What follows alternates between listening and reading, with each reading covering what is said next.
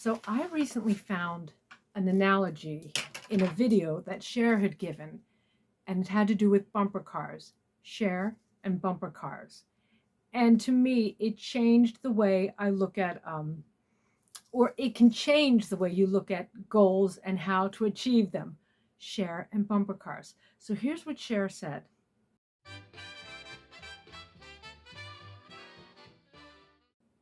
I always thought of myself as a bumper car because, like, if I hit the wall, I would just back up and go in a different direction. And isn't that the truth? First of all, I worship at the altar of Cher, but who doesn't? She is so honest, so present.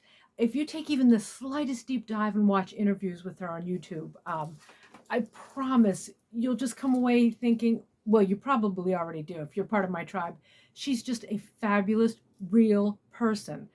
She's had peaks, she's had valleys, but I love her analogy, bumper car. And if you've read her autobiography, you realize nothing is linear. She's gone this way. In pursuing acting, she was practically rejected before she so much as finished the sentence, I aspire to be an actress, or I would like to try acting. Shot down. So even though we think of Cher as always, I think of Cher as always up here, she has had peaks and valleys. And you know what? She comes through, believe it or not, in my greeting cards, because I think this bumper car analogy is very much about pivoting. We have to pivot. Doesn't everybody have to pivot? You're going one way, that's the goal. You have an idea, you have an end goal, you have a thought process. Bam, you hit the wall. Or it makes me think of an analogy that I have. I don't think things happen for a reason. I think you make reason with things that happen. And I think Cher feels that way too. I think we'd have a lot in common, Cher and I. She's chastity, Chaz.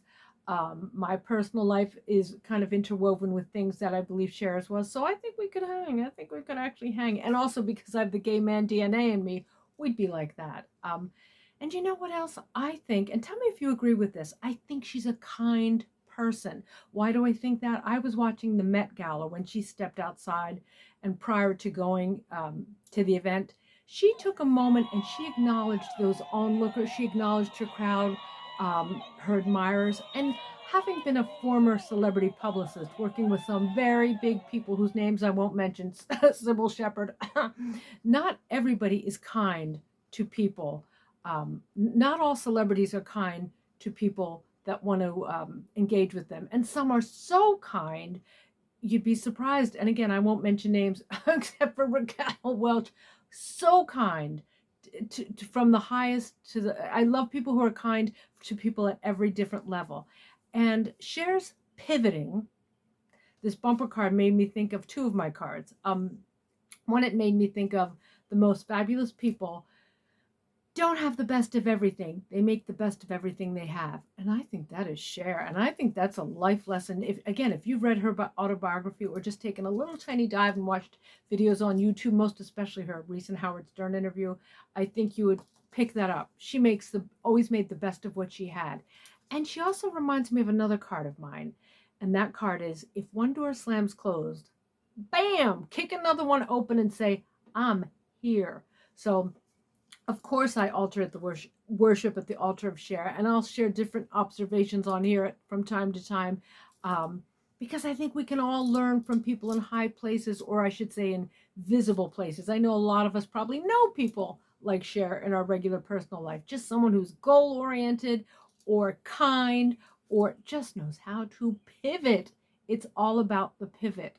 I think she's fabulous at every and any age, and as I said, I'm going to share more stuff about her. And again, as with my gay man DNA, all the icons come out in my cards, my pithy women greeting cards, of which I've sold 12,000 plus, and I'll leave a link below. In the meantime, I hope you'll come back. Love, peace, and chicken grease.